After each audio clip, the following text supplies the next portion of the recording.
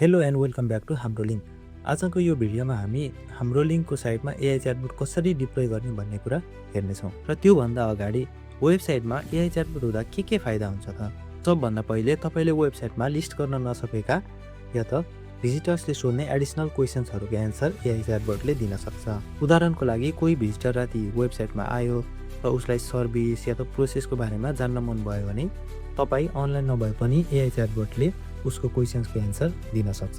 त्यति मात्रै होइन, हाम्रो लिङ्कमा भएको एआई च्याटबोटले तपाईँको बुकिङ्सहरू लिन सक्छ, तपाईँको इन्क्वायरीहरू कलेक्ट गर्न सक्छ र त्यो इन्फर्मेसनलाई कन्ट्याक्टमा सेभ पनि गर्छ, जसले गर्दा पछि तपाईँलाई फलोअप गर्नलाई एकदमै इजी हुन्छ।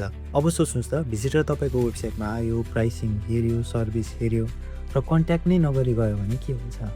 र धेरै जसो केसमा तपाईँलाई उसको इन्ट्रेस्ट केमा थियो, उसले के बुझ्न खोजिरहेको थियो भन्ने कुरा थाहा नै हुँदैन।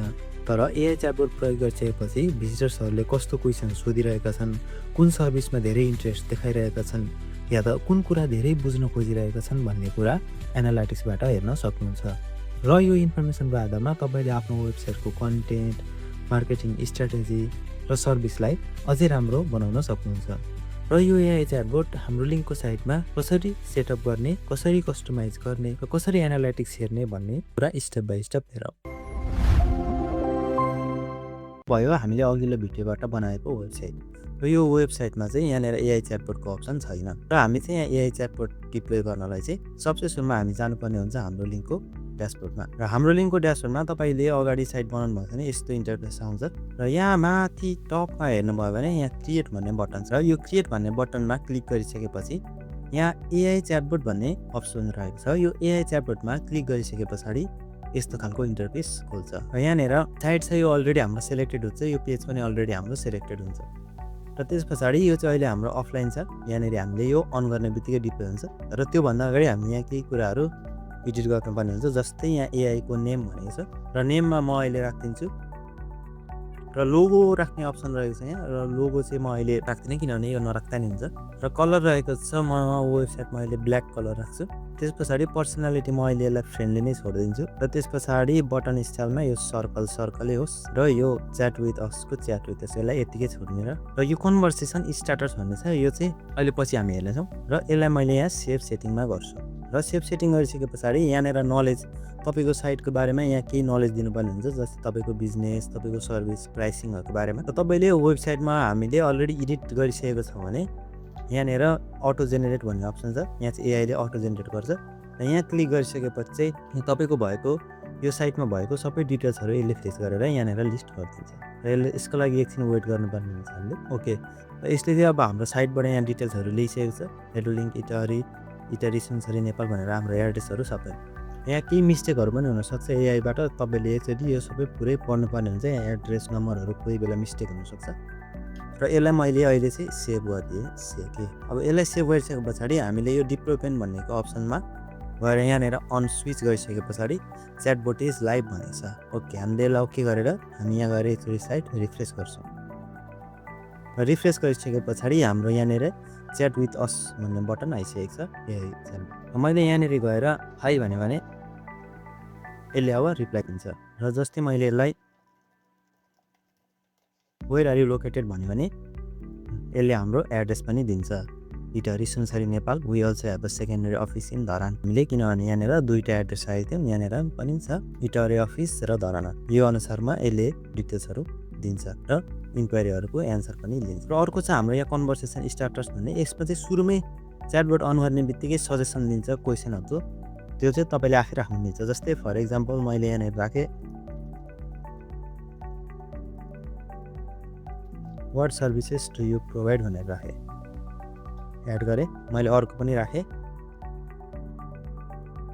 भनेर यो पनि राखेँ र मैले यहाँनिर सेभ सेटिङ गरेँ र त्यस पछाडि म यहाँ आएर रिफ्रेस गरेँ र त्यस पछाडि यहाँनिर थिच्छ कि अघि हामीले राखेको क्वेसन्सहरू आइसकेको छ। What are the fees for SSW visa भनेर आइसकेको छ र अब यसलाई एसएसडब्ल्यूको बारेमा हामीले यहाँनिर केही लिस्टै गरेको छैन त्यही भएर यसले एसएसडब्ल्यूको बारेमा त्यति इन्फर्मेसन छैन, त्यही भएर डाइरेक्ट कन्ट्याक्ट गर भनेर हाम्रो नम्बर इमेलहरू सबै दिएको छ। र यहाँनिर अझै तपाईँले यहाँ 3000 वर्डसम्म थप्न सक्नुहुन्छ र तपाईँले यहाँ एसएसडब्ल्यू बारेमा थप्नुभयो भने त्यही अनुसारको रिप्लाई उता एआई च्याटबोटले पनि दिन्छ। र अब अर्को नेक्स्ट सेक्सनमा जाउँ हामी बुकिङको।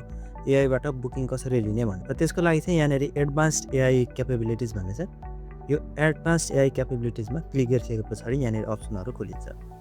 जस्तै यहाँनिर एआई रिजर्भेसनको यसलाई अफ गऱ्यो भने एआईले रिजर्भेसनहरू लिँदैन र यसलाई अन गऱ्यो भने एआईले रिजर्भेसनहरू लिन्छ। र टाइम, कुन टाइमदेखि कुन टाइमसम्मको रिजर्भेसन भनेर लिने हुन्छ। यहाँनिर चाहिँ जस्तै तपाईँको अफिस 10 बजे खुल्छ भने यहाँ 10 बजेबाट 7 बजे बन्द हुन्छ। मानौँ 7 बजे बन्द हुन्छ भने 6 भयो 7 PM सम्म। र यसरी मैले राखेँ भने योनिर अब एआईले बुकिङहरू लिन्छ। जस्तै अटो कन्फर्म बुकिङ भन्ने छ।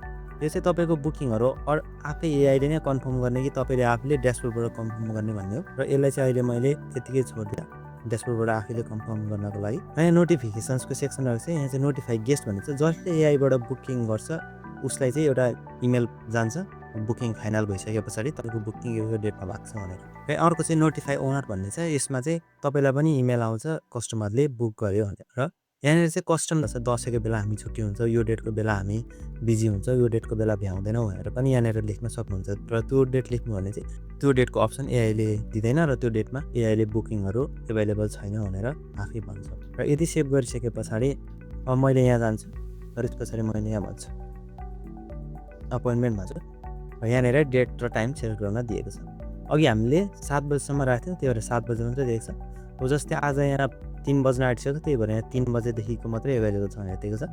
जस्तै अब यहाँनिर हेरौँ हामीले अघि राखेको 10 to 7 यही टाइममा मात्रै दिएको छ। जस्तै मैले यहाँनिर 6 मा गएर कन्फर्म गरेँ भने ओके। र यहाँनिर अब प्लिज प्रोभाइड यो नेम फोन नम्बर भनेको चाहिँ यो सबै हाल्यो भने मेरो बुकिङ फाइनल हुन्छ। के भनेको छ नेम भनेको छ। जस्तै मैले अहिले नेम राखेँ जोन राई। फोन नम्बर चाहिएको छ, फोन नम्बर मैले अहिले ऱ्यान्डमली यो राख्थेँ। नम्बर अफ गेस्ट हुने चाहिँ मैले 1 लेख्दै दिन्छु। ओके ओके फेरि यसले सोध्छ एकचोटि here are summary of your reservation यति दियो भनेर एन्ड मैले ओके। अब यसले इमेल एड्रेस पनि माग्छ। जस्तै इमेल एड्रेसमा अहिले मैले दिएँ, मैले मेरो इमेल एड्रेस दिएँ र फेरि यसले एकचोटि सोध्छ सेल आई कन्फर्म दिस भनेर। यो चाहिँ फाइनल भइसके पछाडि हामीले ओके। डेट चेन्ज गर्नुपर्ने नै यसलाई भन्न पनि मिल्छ डेट चेन्ज, यो टाइममा डेट चेन्ज गरिदिनु भनेर। र त्यस पछाडि यहाँनिर मेसेज आएछ यो reservation has been successfully confirm भनेर। र त्यस पछाडि हामीलाई इमेल पनि आएको छ यहाँनिर। र यहाँ जिमेलमा गइसके पछाडि ओके यहाँनिर आइसकेको छ न्यू एआई बुकिङ भनेर। ओके यहाँबाट एउटा नोटिफिकेसन आइसकेको छ जोन राई इमेल यो हो, फोन नम्बर यति, टाइम यति, this reservation has been save to your site CRM booking dashboard भनेर उता ड्यासबोर्डमा पनि सेभ भएको हुन्छ। र अब एकचोटि कस्टमरलाई चाहिँ कस्तो खालको मेल जान्छ भनेर त्यो पनि हेरिहाल्नु। र यहाँनिर मेल आएको छ बुकिङ रिसिभ पेन्डिङ एप्रुभल भनेर।